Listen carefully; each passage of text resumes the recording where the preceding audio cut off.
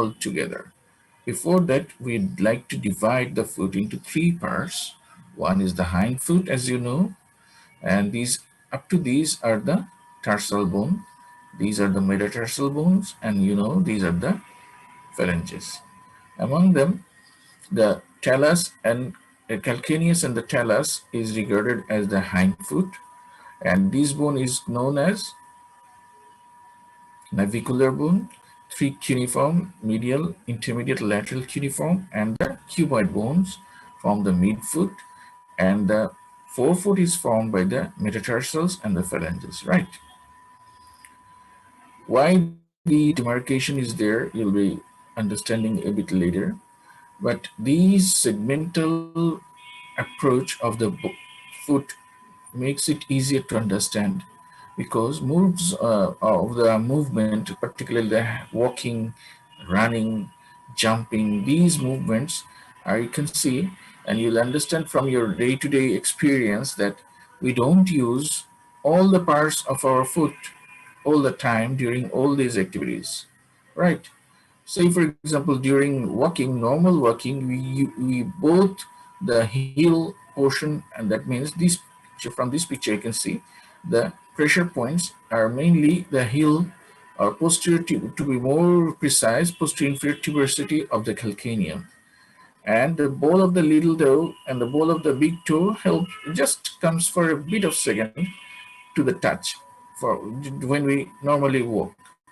But when we run, actually all the pressures comes over to these 2 points and the heel is almost not touched at all. See, when the Usain Bolt runs, his heel is always on a higher position and he is always using his ball of the little toe and the big toe, ball of the big toe.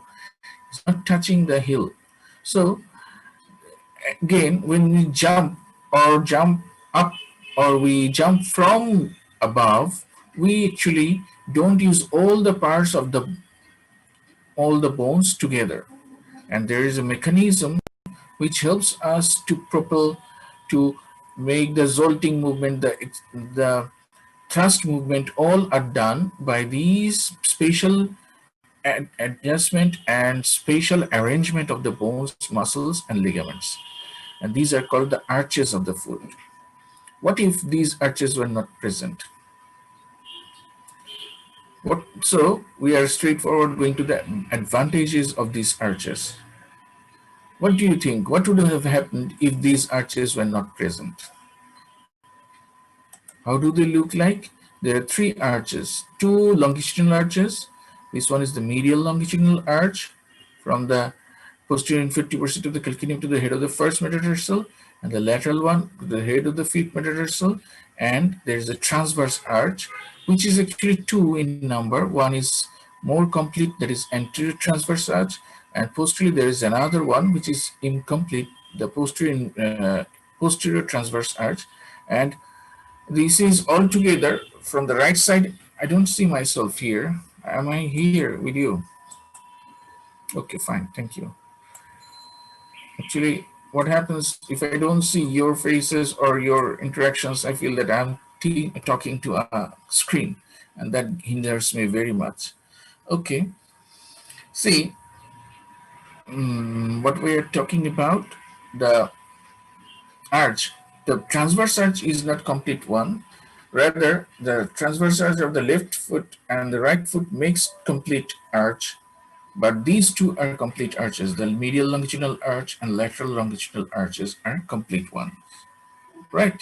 Okay. So I told you what happens if these arches were not present. Say the foot is flat. Then I'll show you what is called flat foot. I'll show you. What if the foot is like this?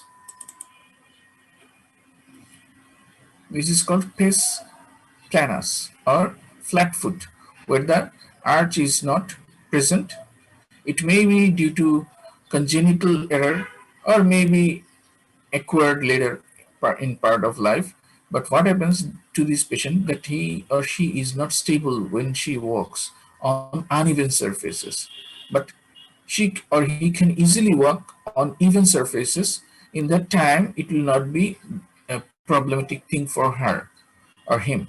But whenever we run across or walk across an uneven surface, these adjustment of the arches are lost in the space planus, and we usually we get imbalanced. Next one is this one. What if the arches are very high, pes cavas? So this is very high arched foot, and what happens that he will not be or she will not be able to walk or run properly because of these high arch, and that will also be a problematic situation. So these two are the extreme situation. One is the high arch and one is the flat arch.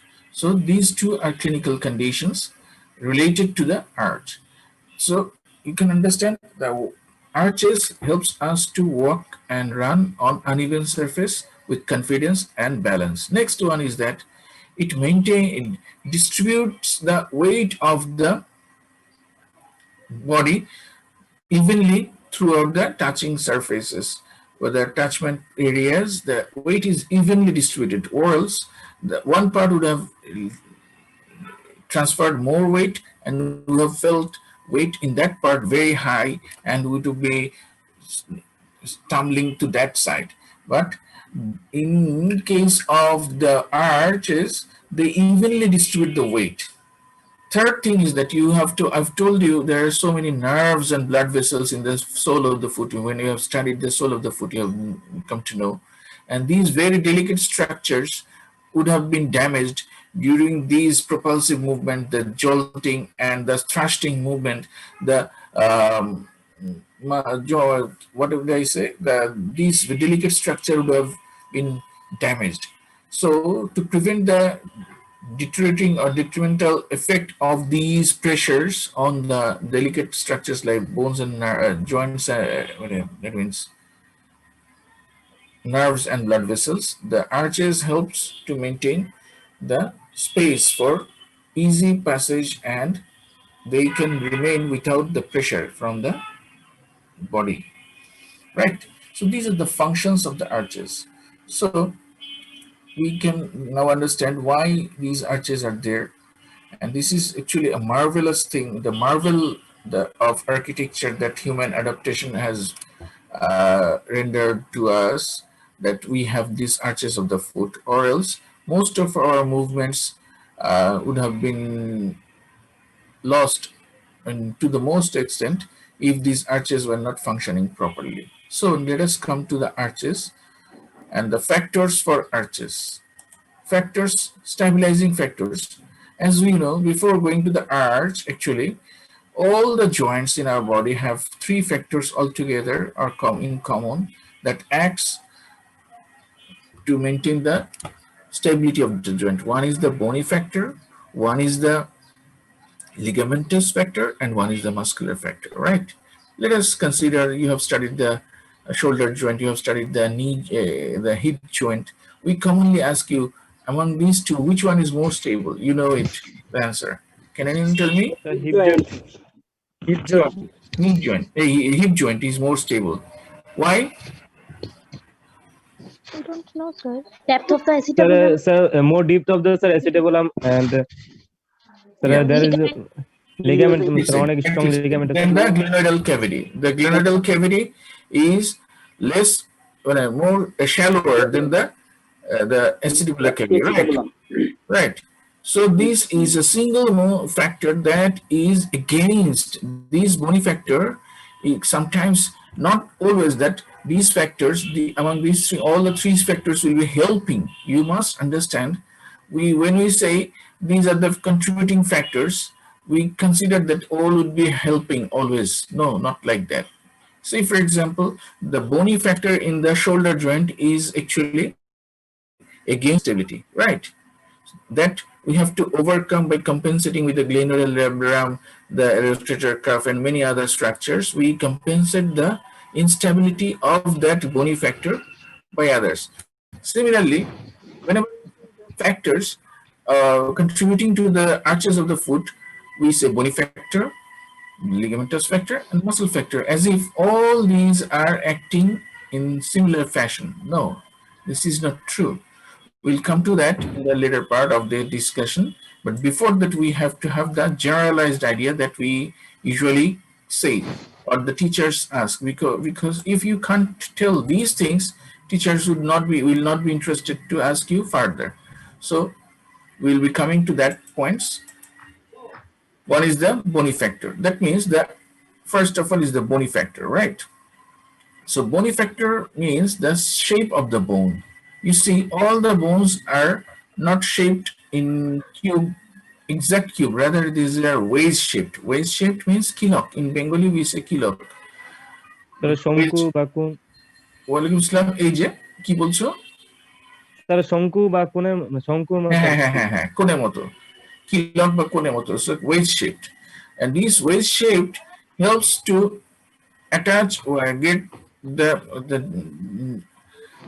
you see the outer border and inner border are same, but the stones are held together due to the wedge-shaped arrangement.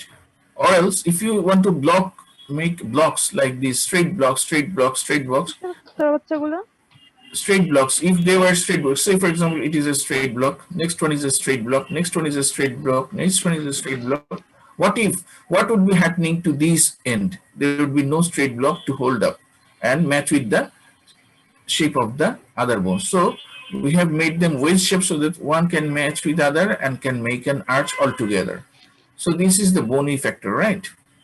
Next one is the some tie beams, intersegmental factors. The ligamentous factors acts as the intersegmental ties. You see, these bones, you can compare or analogy, we can make an analogy with the old day stone bridges.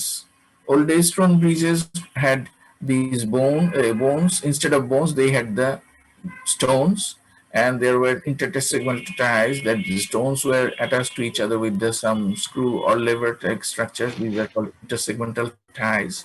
They had some tie beams which have held the two ends of the bones, the bridge, one separated from one another so that they can remain in this state of arched form. And finally, they had some sling, which could have suspension or sling, which could have held the most important one. This one is called the keystone. You know the keystone. If this keystone is disturbed, the bridge collapses. So the sling is attached to the keystone and it is maintained.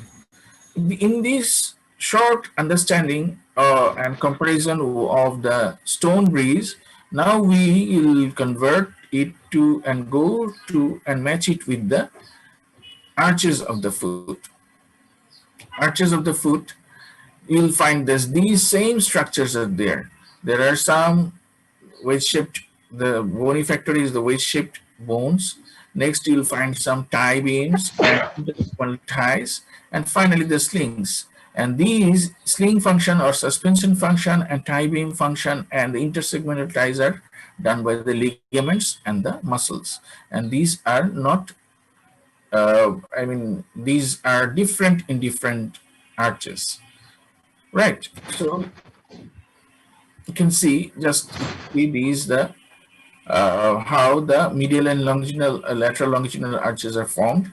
From this picture, you can see the medial longitudinal arch, you also know it, are formed by calcaneum, the talus, the navicular bone, three cuneiform bone, and three metatarsal, medial three metatarsal bones, right? And the lateral longitudinal arch is formed by the calcaneum, part of it, lateral part, and the cuboid and two lateral metatarsals. So this is the lateral longitudinal arch bones, and these are the medial longitudinal arch bones. And you can see calcaneum is common to both the arches, both the longitudinal arches. And transverse arches are actually in the posteriorly, there is the balls of the fifth and first metatarsal bones are actually joining and forming the transverse half of the transverse arch, and the rest half is formed by the other one, other foot of the other side. Okay, so you have seen the bones which are involved. Now let us come to the, you can see from here when we'll be going to that one by one, the factors. going by one to the factors. You can see some factors. I'm just showing you the names, and I'll be telling you in details about these things. You can see plantar aponeurosis, you can see the abductor hallucis muscle, you can see the tendon of the tibialis posterior, you can see the spring ligament, the tendon of the flexor hallucis longa, tibialis anterior flexor hallucis longa, and these are all seen here. So what do they do? What do they do? And also some other muscles, so peroneus longus, what do they do actually? Let's see these things. Medial longitudinalis, as I've told you, the calcaneus, the navicular thick cuneiform, and the first three metatarsal bones are there to form the medial longitudinal arch. And these medial longitudinal arch have the most important joint is the talocalcaneo-navicular joint. Is the most important joint to which is responsible for the medial longitudinal arch formation and maintenance. Now, the keystone, as I've told you, in every stone bridge there is a keystone. In case of the medial longitudinal, keystone is the body of the talus. And the teachers are very much interested to ask you these questions. Which one is the keystone of the medial longitudinal? You have to say this is the body of the talus. And now you see the summit of the medial longitudinal arch is the superior surface of the body of the talus. So this is the summit of the, and altogether this is the keystone. If this is removed, or I mean disturbed, not reformed, a bit disturbed, the whole medial longitudinal arch will collapse. That I've told you, these arches deformities can be congenital, can be acquired. So if, for example, the factors which holds these medial longitudinal arch are disturbed or damaged later after birth due to some sort of injury or any sort of disease, these summit and the longitudinal arch will be compromised and these will become flat, though it was normal during birth. Or someone might have the arches flat starting from their birth, right? So these, we must remember that these deformities are not congenital always, rather it can be acquired after birth in any time of life. Okay, so this is the summit of the medial longitudinal arch. Next is you can see the first one is the slips, I've told you, or staples, that is intersegmental ties acts as intersegmental ties, is the plantar or spring ligament, as I've told you, you know it, I'm not going to detail it, but it is also called the plantar calcaneonavicular ligament, and spring ligament acts as staples. We have told you the intersegmental ties, this was one. Next is the short plantar ligament and long plantar ligament. These are the slips or staples. So what I've told you, these three things: spring ligament, short plantar ligament, long plantar ligament, and now comes the, so these are the intersegmental ties. Now the tie beams, as I've told you, there are tie beams which keeps the two ends of the bridge apart from each other so that they don't come close to each other and doesn't collapse. Similarly, in the arches of the foot, there are some tie beams which keeps the two ends of the medial longitudinal arch apart from each other. One is flexor hallucis brevis, this one, the blue colored one, and the flexor hallucis longus, this one. These two are medial longitudinal arches tie beams, right? Again, there are others tie beams like flexor digitorum brevis, and finally the flexor digitorum brevis, and these flexor digitorum longus and flexor digitorum brevis. These are also acting as the tie beams, and also the plantar aponeurosis that you can see here. This is the plantar aponeurosis. Flexor digitorum brevis, flexor digitorum longus, then this one is the flexor digitorum brevis, and finally the plantar aponeurosis is this one. So altogether, how many structures? How many structures are there? If we say flexor hallucis brevis, flexor helecis longus, flexor digitorum longus, flexor digitorum brevis, and the plantar aponeurosis, and this one is the plantar aponeurosis, right? So these are the factors for which act as the tie beam of the medial longitudinal arch. Now comes the question: suspension. Medial collateral ligaments act as the suspension of these, and also what more? Very important one: tibialis anterior and tibialis posterior. These two. So medial collateral ligament and the tibialis anterior and tibialis posterior acts as the suspension. That means they hang up the total longitudinal arch from above. The pull of these tendons hangs the medial longitudinal arch upwards so that it doesn't fall down. And if you can understand, if there is injury to these tendons at any part, or to these muscles are damaged due to any disease, any condition, these hanging from support will be lost, and the arch will go down, and it will become flat, right? So this is in short about the medial longitudinal arch supports. And now comes to the lateral longitudinal arch. Is it clear to you? I'm going a bit fast because I have to finish up from another perspective. Is it clear to you? Please tell me. Arifun Nahar, 118. Yes, sir. So these are the factors, right? These are the factors you can understand from these pictures, how they work and what are the structures that are working as suspension. I'm telling the medial collateral ligaments, the tibialis anterior tendon of the long tendon of the tibialis anterior and the tibialis posterior, right? Now comes to the lateral longitudinal arch. And lateral longitudinal arch is formed, as I have told you, by the calcaneus, the cuboid, and two lateral metatarsals, namely the fourth and fifth metatarsal bones. That is forming the lateral longitudinal arch. And now, what are the keystone here? Here it is the not talus, it is the cuboid bone. Cuboid bone is the keystone bone in the lateral longitudinal arch. That means if the cuboid bone is disturbed, the whole lateral longitudinal arch will collapse immediately, or there will be very significant damage to the lateral longitudinal arch. That's why this one is called the keystone. And you must be able, I tell you, you must be able to answer these questions, or else the teachers will be very much annoyed. If you can't say which one is the keystone in this bone, which one is the keystone of the medial longitudinal arch, the teachers will be very much annoyed, because they will understand or consider that, assume that you have not studied it properly. And which one is the summit? And this time it is the superior surface of the calcaneus, not the talus, right? So you must understand which one is the summit and which one is the keystone bone in the lateral longitudinal, medial longitudinal arch, and transverse arch. Now, again, the slips and staples, that means the intersegmental ties, are the short plantar ligaments and long plantar ligaments, right? Short plantar ligaments and long plantar ligaments.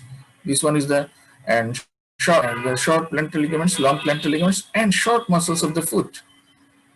We know there are muscles in the, there are 4 layers in the sole of the foot. We say first layer muscle, first layer things, and in this way we can say.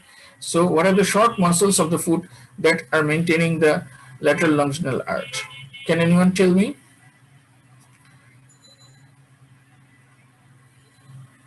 Lateral half of the flexor digitorum brevis, abductor digiti minimi. These are the 2 muscles of the first layer of the short muscles of the foot, along with the short plantar. This one is the short plantar and long plantar ligaments. These are the ligaments, short and long plantar ligaments. Along with that, the short muscles of the lateral half of the flexor digitorum brevis and abductor digiti minimi. These 2 act as the slip or staples, or the intersegmental ties, which holds the bones of the lateral longitudinal arch together. Small ties, like very small. One is see this one with the calcaneus, with the cuboid, yes. Then it goes So it's holding these two bones. So intersegmental ties or slips or staples, whatever you say, and the short muscles of the foot. Now the thigh beams, abductor digiti minimi, and the flexure digitorum longus. These two acts as the. Can you write it down? Am I going fast? It's like it short. Write it short. ADM, abductor digiti minimi. FDL, flexure digitorum longus. You know the names, so just write the short form. So lateral longitudinal arch is formed by the tie beams. The tie beams of the lateral longitudinal arch are the abductor digiti minimi and flexure digitorum longus, right? This one and this one. So they are actually holding these bone apart, making them apart one from another, so that they are the arch is maintained by keeping the two ends of the arches away from each other. So these are the function of these maintains the tie beam function, right? Next is the also the flexure digitorum brevis. This one is the flexure digitorum brevis, and finally, okay, fine. So these are forming the tie beams of the lateral longitudinal arches.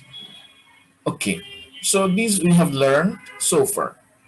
But now let us go a step forward. What we have discussed is a generalized discussion, right? From this discussion, you will consider that every factor is important and every factor is supporting factor, but that is not true.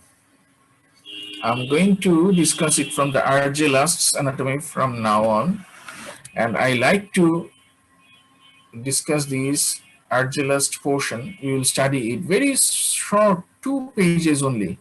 You can find it in your book. If you don't have, you can see the electronic version. And Argelast is a very concise book. Only 2 pages for the arches, and that contains all the information. Let us start from this. I have made a generalized discussion. Now let us start it from the end of Argelast. What is a specific factor for specific arches, right? Right? Let us start it. Now, close this one. I will be talking to you, and you'll see that the factors are very common and very interestingly sometimes go beyond our expectation and doesn't match with our idea what we have studied so far. Let us start with the medial longitudinal arch. Argelast straightforward says that the bony factors are not significant in maintenance of the medial longitudinal arch. Though we have said it, the keystone are these many things, but actually for you, I'll tell you, the bony factors are not that important. Rather, ligaments play an important role, but the most important role is done by the muscles. Flexor hallucis longus is the most important muscle, and flexor digitorum longus also acts. You write it down. The most important factor is the muscle factor for medial longitudinal arch. Bony factors are not significant. Ligament play a role, but that is not always whatever. It can't alone maintain the arches, right?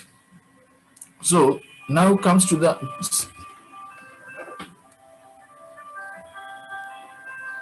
acne. 1 second, please. 1 second.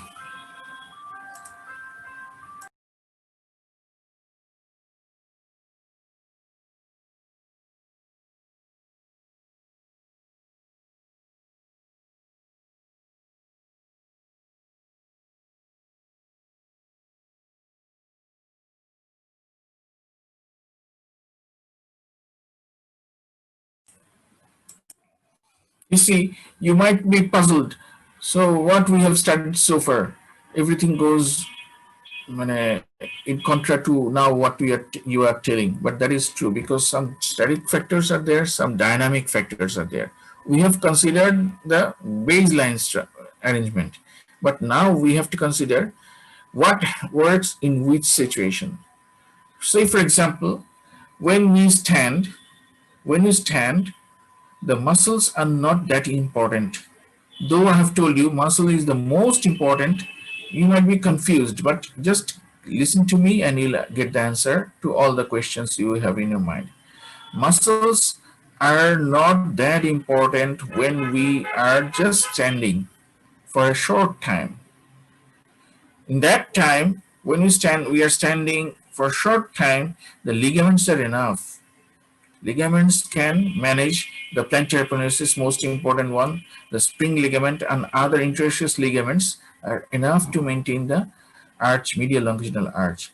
But when we stand for long time, a bit longer time, then the ligaments tire because these are made up of connective tissue, and these connective tissue have got some ability to maintain the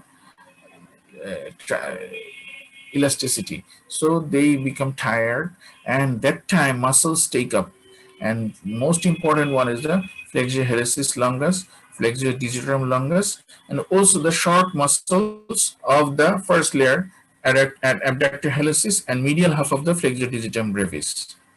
So muscles are the same. The muscles I've named in the previous part of the discussion are actually the same, but when and which one is working, that is very important to know, right? So I'm repeating it.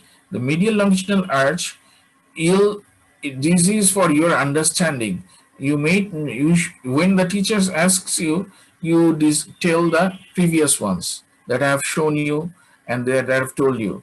But those who want to know it in details and in particular practically what happens in our foot, the arches of the foot, you must understand this way, that the bony factors are not significant. Ligaments, among them, plantar penosis is the most important one, and the muscles is the flexure hallucis longus is the most important one, along with the flexure digitorum longus and short muscles of the first layer. And also tibialis anterior and post peroneus longus have got the some role. Peroneus longus and tibialis anterior. What do they do? Tibialis anterior inverse, What are the muscles that inverse the foot, inversion of the foot? Hello, are you there? Yes, sir. Yes, sir. What are the muscles that inverse the foot? Sorry, anterior compartment muscle. এগুলো পড়ানো হয় নাই তোমাদের? মানে ফুটের muscle গুলা sir? না, inversion কোন জয়েন্টে হয়? ইনভার্সন অফ দ্য ফুট বলতে কি বুঝছো? Subtalar joint. Inversion of the foot বলতে কি বুঝো? What do you understand by inversion of the foot? medially rotate করে Medial side of the inversion, right. Medial aspect of the foot is raised. And eversion? so to lateral is raise করবে lateral তাহলে এগুলা তো জানতে হবে। Muscles, আচ্ছা এগুলো পড়ো নাই তোমরা? You didn't study these things?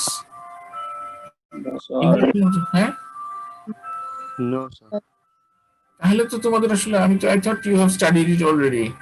not yet Not yet. Then how will you understand these things? I think we have joined the cart before the horse. তাহলে তো হলো না। তাহলে তোমাদেরকে তো এগুলো আমি কি বলবো? তাহলে এখন তো আমি যে লেভেলে প্রিপারেশন নিয়ে আসছি, তোমাদেরকে ব্যাকে হ্যাভ টু গো ব্যাক। তাহলে ইনভার্সন অফ দ্য ফুট কে করে? ইভার্সন অফ দ্য ফুট কে করে? এগুলা পেরোনিয়াস লঙ্গাস কি করে? ইভার্সন করে। পেরোনিয়াস ব্রেভিস করে ইভার্সন। টিবিয়ালিস অ্যান্টেরিয়র, টিবিয়ালিস পোস্টেরিয়র, আরো কি মাসল করে? এগুলা তো বুঝতে হবে। হ্যাঁ, আচ্ছা, এগুলো পড়ে নিও। এখন যেহেতু আমরা ওগুলা বলতে গেলে আবার অন্য জায়গাতে চলে যেতে হবে, তাহলে আমরা আপাতত এখানেই থাকি। তাহলে তো তোমাদের বুঝতে একটু ঝামেলা হয়ে যাবে। তাহলে দেখো, আমরা আবার চলে আসি। আমার মনে হচ্ছিল, সন্দেহ হচ্ছিল, কারণ তোমাদের কোনো ইন্টারাকশন নাই কেন? Why you are not interacting with me when I am talking? These are very interesting things if you understand those points that I have told you. See, these are the plantar epineuritis as acting as a tie beam. The abductor hallucis, I've told you, these are acting as a tie beam. That means they are holding. I'm not going to detail these anymore, because you have to have the understanding how these long tendons, say for example the tibialis posterior tendon, tibial flexure hallucis longus, then the peroneus longus, tibialis anterior, these tendons, attachment and insertion of these tendons is very important in understanding the sling action, I mean suspension action of the arches, right? How they run through, and you have to know that how they go through the grooves, and how they reach their destination, the first metatarsal, then the phalanges, how they, where they are attached, and how they support. If you don't understand these, how will you understand the dynamics of the very dynamic structure of the arches of the foot? So you have to have the understanding of these ligaments, and these tendons, especially the tibialis anterior, tibialis posterior, the flexor hallucis longus, peroneus longus. These you must understand, or else you'll never be able to understand the dynamics of the arches of the foot. Anyway, you study it yourself, but for now on, I'm just completing the idea. The next thing is that, so I'm repeating again, the bony factors are there. If the teachers ask you which one is the more the keystone, you'll be saying talus, right? And what are the bony factor bones that are forming the arches, you will be telling that. But for those who want to know, because you have to be orthopedicians, you have to be physical medicine specialist, you have to be neuromedicine specialist.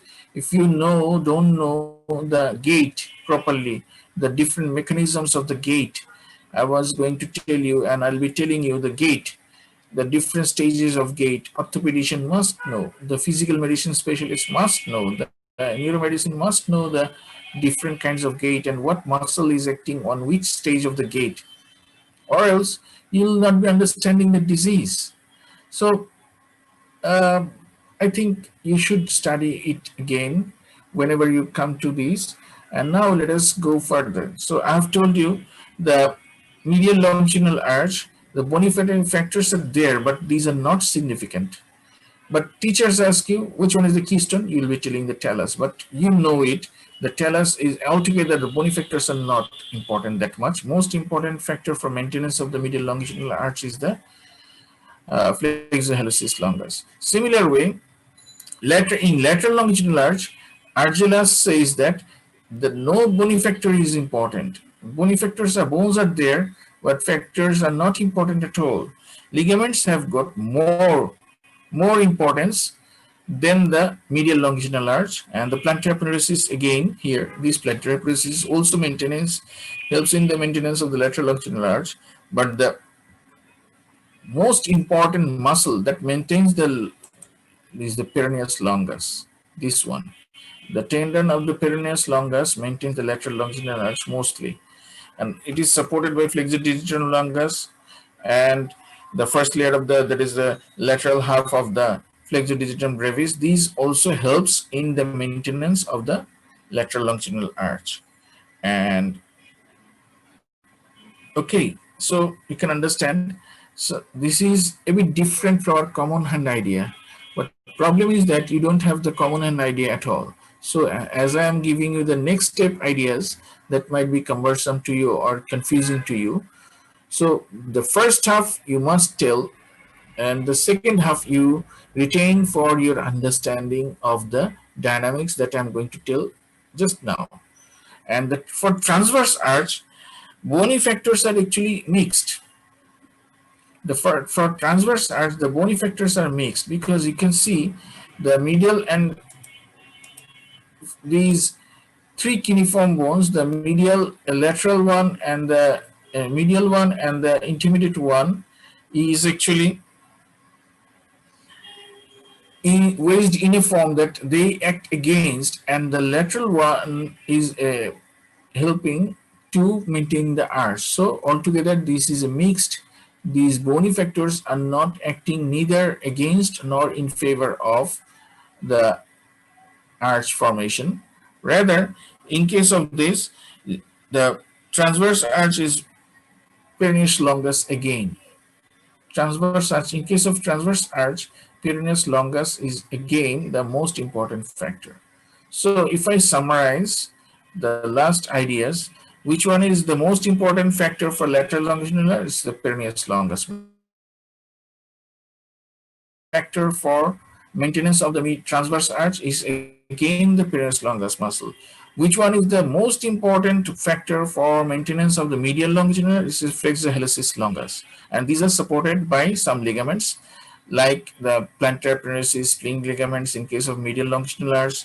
In case of the lateral longitudinal arch, again this is the plantar peroneus. And what about the bony factor? In case of medial longitudinal arch, bony factors are not that much significant. In lateral longitudinal arch, no bony factor is working. And in case of transverse arch, it's a mixed. That means some of the bones of the transverse arch help in maintenance of the arch. Some of the bones in the transverse arch actually are against the formation of the arch. So it's a mixed phenomenon. So this is for advanced learning. But if the teachers ask you, you'll just tell that the lateral longitudinal arch is formed by the calcaneum, the cuboid, and the two lateral, and blah, blah, blah that I've told you. And similar way, they have to tell these things. But in actual life, when you encounter in actual life, you'll see that these are not acting all together and in the same fashion with same importance and emphasis. Right. So what are the things that actually work for different parts of the gait that you must understand? This is very important thing to understand. You see, this is a function of the arches of the foot, right? During walking, during running, we need to use the arches of the foot. So we must understand the different stages of the gait. First of all is the heel strike or initial contact. Heel strike, heel is striking, right? Then loading response or foot flat. Now with the heel strike, then the foot is becoming flat. And in case of heel strike, the muscle acting is the most importantly, the posterior, the tibialis anterior and gluteus maximus is acting during the heel strike phase. Now becomes the loading response, foot flat. Now the foot is flat and the quadriceps is taking over, and this is now the foot is very much flat. Now the mid stance. The mid stance is that you see that your left leg is going forward and you are straight standing with the mid stance stage. This is called mid stance. And triceps suri, that is the gastrocnemius and soleus is acting here. Again, the terminal stance, heel off, that is called heel strike, and this is heel off, and also called terminal stance. And that time the triceps suri is also working, and you are taking your opposite foot towards the to the front. And now a pre-swing, that is toe off. Now it is toe off, and this toe off is done by the rectus femoris muscle, and deep plantar flexors and deep flexors and intrinsic foot muscles are also working. So you see deep plantar flexors of the toes and intrinsic muscles of the foot are working, and you are getting the pre-swing or toe off. Now the initial and mid swing. Now this leg, the right one we have started with, is now going mid swing. So it is in the mid swing. It is just swinging forward, and in that case iliopsoas and rectus femoris is acting. The main load is taken up by iliopsoas and rectus femoris. Finally, you can see the terminal swing. Now it is going again for the heel stance, the terminal swing, and again this first one, heel strike. You can see now he is again going to the heel strike, then again these are repeated. This is how we walk. So from heel strike, then loading or foot flat, then mid stance, then terminal stance, then pre-swing, then initial and mid swing, and the terminal stage. And you can see the stable and unstable portions of these swings are actually single support, double support. That means here we are having support of both the foot. Here again we are having the support of both the foot only for 20% of the time. But During walking, 80% of the time we are actually walking on one foot. Here, here, here, here. All these are actually we are on one foot. That is single support. But rather, if you consider the stance phase and swing phase, 60% of our gait or movement is stance phase, gait cycle, and swing phase is 40%. So that is another analysis, and why you should know these things for dynamics of the understanding of the I should rather say physiotherapists, that means physical medicine specialists should know the gait anomalies and whether any in any phase any part of the gait is exaggerated or reduced. From there they can understanding the weakness of those group of muscles. Not only that, there is a defect whether the any stage there is a defect in walking, they can understand which muscles should be supported, and according to that they plan their physiotherapy management. Sir gait সাইকেলটা অনেক confusing লাগতেছে sir. হ্যাঁ, এটা এটা তোমাদেরকে just জানানোর জন্য, এটা কিন্তু তোমাদের পরীক্ষায় আসবে না। It will not never be it will never appear in your exam. হ্যাঁ, কিন্তু তোমাদেরকে আমি একটু বলি, সবসময় আমি বলি যে তোমরা এগুলো একটু দেখো, এগুলো কিন্তু বইতে আছে, আর যে লাস্টে আছে সব বইতে আছে, কিন্তু আমরা এগুলো পড়াই না তোমাদেরকে, as if these are forbidden things. হ্যাঁ, very much nasty things, very much forbidden things, and you don't study it. So when you go to the clinical side, you just you just become speechless, and we can't actually do nothing with this sort of information. It's nothing. It is about anatomy. You see, quadriceps femoris, triceps surae, the rectus femoris, all these muscles are the very familiar names you know. But you have never applied these knowledge to your daily walking. And don't you feel interested when you walk, which muscle is working when I am walking? Don't you feel for yourself to know about yourself? What is the use of being a medical student if you don't know these, you don't know yourself? Why don't you think in that way? What is happening with me when I'm listening to something? What is happening with me when I'm talking? How it is happening? Which muscles, which things are working for when Sir is talking, when I'm listening, when I'm seeing something? So this will be, you'll be knowing in the later part, the nervous system, when you study nervous system. But for the now on, you must have an idea how I'm running, how I'm walking, what muscles are there, which muscle is helping in which stage. I mean, these may not be asked in your professional exam, but you must have an inquisitive mind to know these things. And this is not going to be used up in vain, because at the later stage, when you become matured medical student, you must know these things. The gait, problems of the gait, which one is the true gait. Orthopedician can't ignore these things. The physical medicine specialist can't deny and can't do anything without the knowledge of this gait.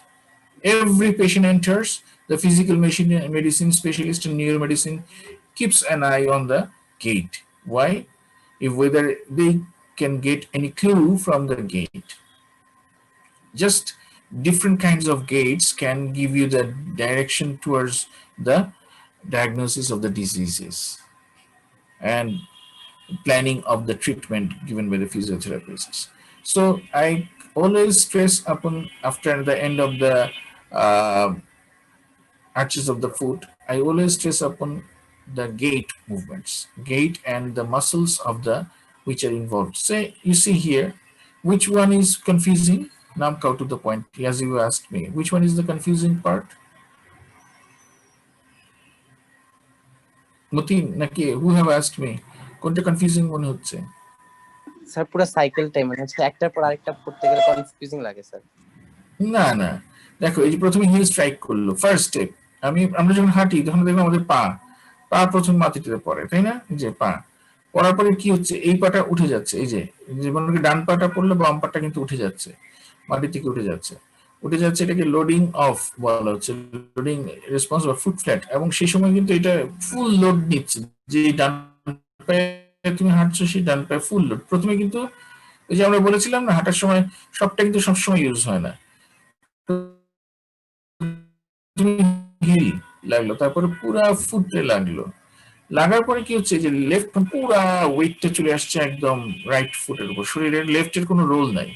তারপর কি হচ্ছে, এখনো লেফটের কোনো role নাই, হাঁটার পরে দেখো তারপরে আমাদের পাটা সামনে চলে যাচ্ছে, লেফটের সামনে চলে যাচ্ছে, গিয়ে ততক্ষণে হিল অফ হচ্ছে, ততক্ষণে ডান পাটা উঠে যাচ্ছে, ডান পাটা উঠে গিয়ে বাম পায়ের উপর জোর পড়ার আগ মুহূর্তে কিন্তু এটা পুরোটাই উঠে যাচ্ছে, উঠে গেল, বাম পাটা পুরোটাই উঠে গেল, এখন ডান পাটা পুরোটাই উঠে গেল, এটা এখন আর নাই, এখানে একদম টো অফ দিয়ে, টো দিয়ে ধাক্কা দিয়ে সে উঠে গেল, হয়ে গেলে এখন কিন্তু সে বাম পায়ের উপর জোর নিয়ে নিল, এই যে বাম পায়ের, এখন শুরু হয়ে গেল কি এই সাইকেলটা, এই বাম পায়ের এখান থেকে এই সাইকেলটা শুরু হয়ে গেল,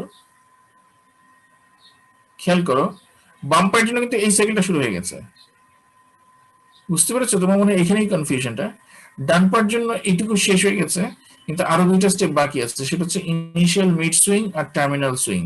কিন্তু বাম পায়ের জন্য কিন্তু এই যে হিল স্ট্রাইক শুরু হয়ে গেল, এই যে এইটা বাম পায়ে হিল স্ট্রাইক, এই যে ডান পায়ে হিল স্ট্রাইক, এই যে বাম পায়ে হিল স্ট্রাইক, তারপর দেখো এই যে flat foot, foot flat for left leg, তারপরে এই যে এটা উঠে যাচ্ছে ডান পাটা, যে এখন তখন যেরকম বাম পাটা উঠে যাচ্ছিল, এটা এখন উঠে যাচ্ছে ডান পাটা। মানে খেয়াল করছে জিনিসটা, এইখানেই তোমার বোধ হয় কনফিউশনটা, যে এটা তো এই দিক চললো, ওইদিকে কি হলো, ওইদিকে আবার এইটা শুরু হয়ে গেছে অপোজিট সাইডে, এই যে হিল স্ট্রাইক, তারপরে যে লোডিং, তারপরে হচ্ছে যে এটা হচ্ছে গিয়ে মিড স্ট্যান্স, তারপরে যে লোডিং হয়ে মিড স্ট্যান্স হয়ে এই আগাতে থাকলো, ওই পায়ের জন্য এটা চলছে। আর এই পায়ের আরো দুইটা করে কমপ্লিট হয়ে গেল, আবার সে টার্মিনাল সুইং করে যখন আসলো এখানে, তখন সে আবার এই পা পেয়ে গেল, ডান পা পেয়ে গেল। এই জন্য তো একবার ডান পা, একবার বাম পা, আবার ডান পা, আবার বাম পা, তিনবার পর পরই আসবে, তিন চারবার পর পরই, যে ডান পা আসলো একবার, আবার ডান পা আসলো, মাঝখানে বাম পা আসলো একবার, আবার আসবে, এই আর কি। এইভাবে ডান বাম করে চলতে থাকবে। আমরা তো শুধু ডান পায়ের উপর কি আমরা হাঁটি, আর we walk on our right foot only or left foot only? না, নো, ইট ইজ অল্টারনেটিভলি, তাই না? সেটাই। এটা নিয়ে এত জোর দিয়ে বলার কিছু নাই যে তোমাদের এটা মুখস্থ করতে হবে, কিন্তু যে যে পারো, যে যে বুঝো, সেগুলো দেখে নাও।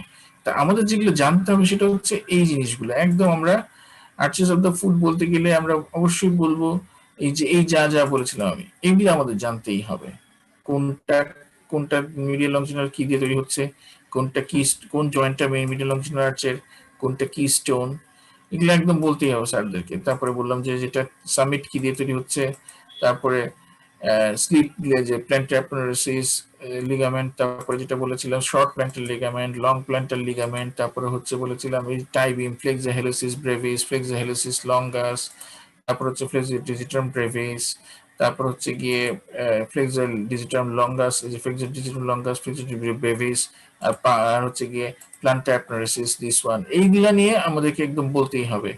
তারপরে তার যে সাসপেনশন ছিল, যে মিডিয়াল কোলাটারাল লিগামেন্ট, আর ছিল টিবিয়ালিস অ্যান্টেরিয়র পোস্টেরিয়র, এই কয়টা কথা মিডিয়াল লংজিনাল সম্পর্কে বলতে হবে। এখন হয় কি, আমরা সবগুলোকে ইকুয়াল ইমফেসিস দিচ্ছি, আমরা সবাই সব বলার সময় আমরা সবগুলোকে ইকুয়াল ইমফেসিস দিচ্ছি, সেটা ঠিক না। আমি এই কথাটাই তোমাদেরকে জানাতে চাচ্ছি, that is not correct, that we are giving all this factors equal emphasis. যখন আমরা বলি তখন we just make a list and we deliver a list to our teachers, but we don't understand which one is actually acting mostly and which one is not, that we don't understand. এইটা হচ্ছে আমাদের সমস্যা, এটা নিয়ে আমরা বিপদে পড়ে যাই প্র্যাকটিক্যাল ফিল্ডে, বুঝেছো? we fall into the problem. What is the difference between an USA doctor, UK doctor and us, even Indian doctors and us? আমি তো সবসময় বলি যে they know what they should know, and we know many things that even we don't need to know, and we don't know that we don't know the correct things and the important things.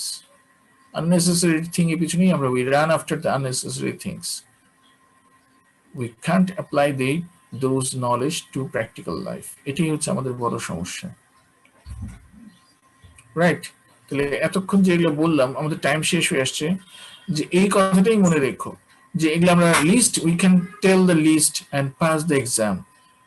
We can tell the list to the teachers and pass the exam, but will not be able to pass in real field if you don't know it individually, because all these factors are tailored according to the arches and their necessities. The lateral longitudinal arch factors, the bones, are not at all important, just they are maintaining, but they are not supporting the arches from their own. They are just having the bones attached to each other. But the most important factor here is the peroneus longus muscle that you must know. If you just keep on telling these in a single line that these is short plantar ligaments, long plantar ligaments, the short muscles of the leg, then abductor flexor longus, flexor longus, all these muscles, if you give more same weightage to all these muscles, that is not going to work in the real field. Okay, that I want to tell you, and be careful and be meticulous in this perspective that you must study the things in your practical life, according to your practical life. For that, Argelast is a very nice book. I tell you, it's not a big book.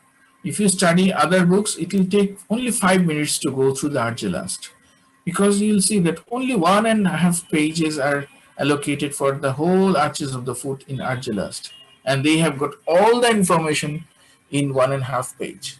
You can't believe it, that only in 1.5 page they have incorporated all the informations regarding the arches of the foot, including this gait. So how precise this book is. I request all the students who want to learn anatomy properly, please go through the Argelast. After each chapter you have completed, say for example, you have studied the Visram Singh on other books, then you go to Argelast for 1 or 2 minutes or 5 minutes maximum. You will have a complete understanding of the anatomy. Okay, I expect that you are the DMC students, so you will be having something more than others actually try. And what if you don't know? The nation will be deprived of your brain and your stamina and your knowledge, your ability, should I rather say in one single word. You have the ability. Please apply that. You are the DMC students. You can learn. Just you find your own strength and believe in your own strength. That yes, I can absorb Argelast. I can absorb many other books within this short time. Okay. Thank you. In the next class, I'll ask you these. If I get chance, I'll be asking you the questions about the advanced and basics of the arches of the foot. Okay, thank you. Thank you, sir. Assalamu alaikum. ওয়ালাইকুম আসসালাম। Argelast, ওয়ালাইকুম sir. মনে রেখো আর্জেলাস্টের কথাটা মনে রেখো বাবারা, আমার খুব ভালো লাগবে তোমরা যদি পড়ো। আচ্ছা, ভালো থেকো।